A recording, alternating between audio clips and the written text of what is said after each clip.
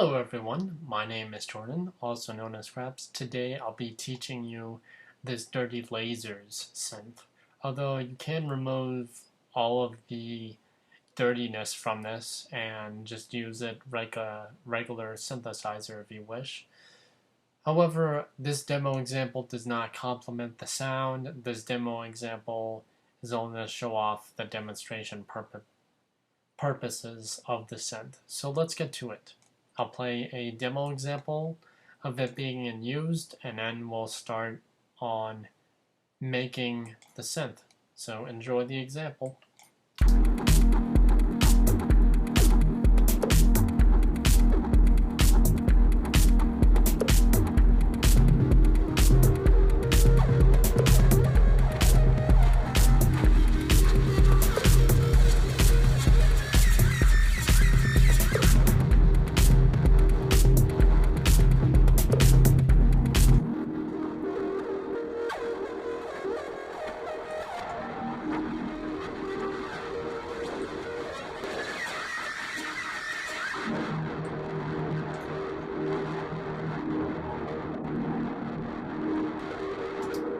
I'm actually going to play a few notes just to let you know how the synth handles.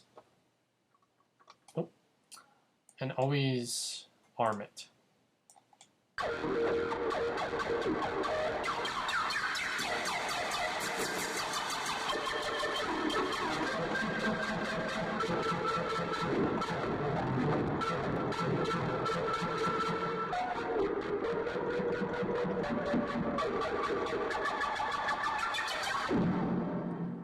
Now I'm going to take off all the dirtiness that goes with this synth and play a few notes for you just to hear the differences.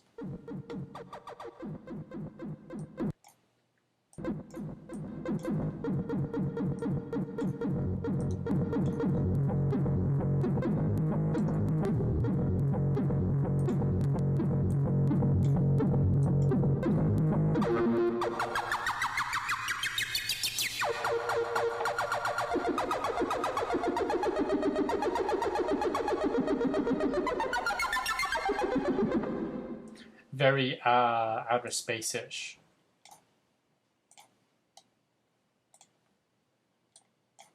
So what I'm going to do is create a new Reason document.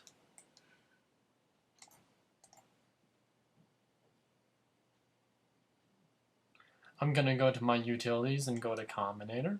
Inside this Combinator, or actually there are three different ways to get this Combinator. You can right-click to go to Utilities to get it. You can hit F8 to bring up the combination window or the tool window. Go to Devices and just go to Utilities and drag out a combinator.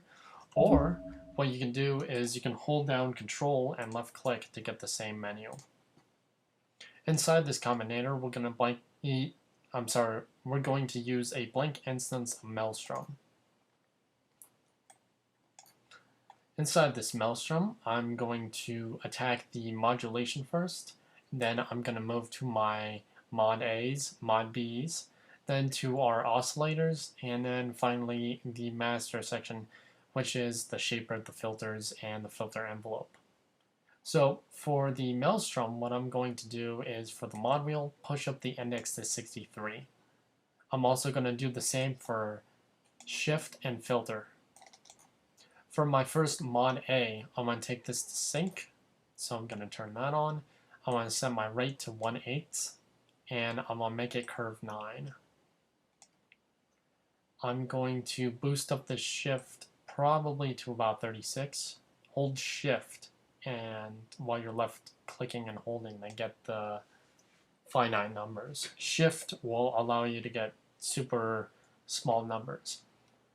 So for this, for the first oscillator, instead of sine wave, I'm going to hit it to xylophone, or xylophone, or however that's pronounced.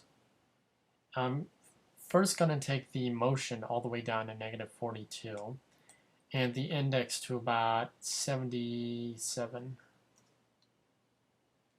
Doop.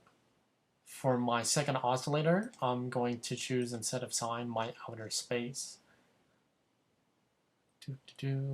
Outer space is what gives it that, well, basically that outer space type of sound, that laser sound.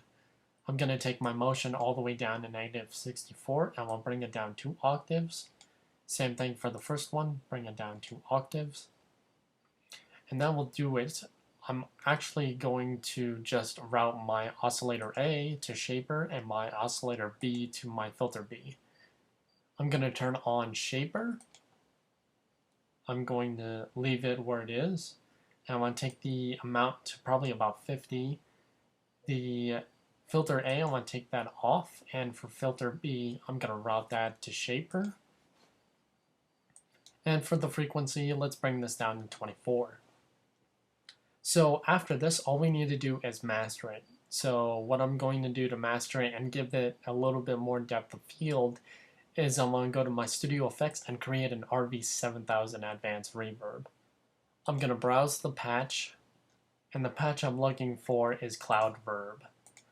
What I'm going to do is I'm going to take my dry wet to 20 and my decay to 40. After this, we're going to go to our studio effects and create a line 6 bass amp, turn on the compressor and bring the threshold to about 69. After this, we want to create our first distortion unit, which is going to be a pulverizer found in Creative Effects. The preset we're going to be used for this is going to be Crush Texturizer. And we're going to bring the dry wet down to about 57. After this, we're going to create a Scream 4 distortion unit found in Creative Effects. We're going to bring the damage to 40. The damage type, we're going to bring that to tube. P1 and P2 will be 80. After this, we're going to create a line 6 bass amp found in Studio Effects. Bring the threshold to 63. And then after this, just to remove some of the frequencies and master it. So after this, I'm actually going to create 2 equalizers found in Studio Effects. I want to turn on my low cut, my P1, P2 for the first equalizer, and for my second one, I want to turn on P1, P2, and high shelf. So for P1 on our first oscillator, I'm actually going to turn up the gain and the Q all the way and sweep through the frequencies as I play a few notes.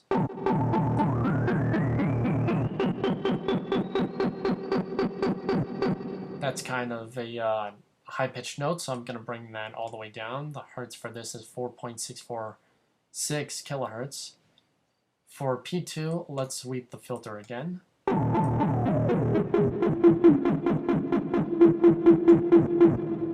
334 hertz, gain down, Q all the way up. For our second equalizer, we're going to just master this for the kick. So for the kick, it must be around 206 hertz. I'm going to bring my gain down all the way up. And actually, that sounds more like a snare, so I'm actually going to go to 140 hertz. And for my P2, I'm bringing it right where it is, except 663.4 is where snares mostly hit, so we want to create some room for that. I'm going to push up my Q all the way. For my high shelf, I'm going to leave it where it is, and I'm going to boost it by 4 decibels. I'm also going to put up the Q to 2 to give it a nice higher ring. And then after this, just to master it, I'm going to go to my Studio Effects and create an M-Class Maximizer. I'm going to take off limiter, put release to auto, set soft clip on, and turn the amount for the soft clip to 127. And there you guys have it, your very own Dirty Lasers synth.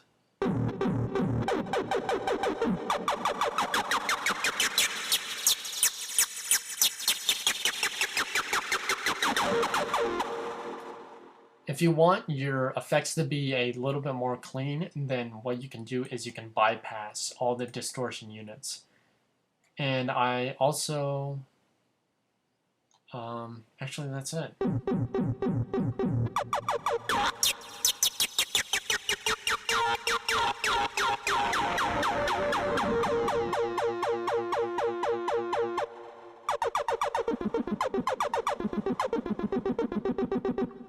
So I'll check you guys out Wednesday for another fantastic tutorial. Take it easy. Remember that everyone has grace and some abilities to hold your tongue. So I'll check you guys out Wednesday for another tutorial.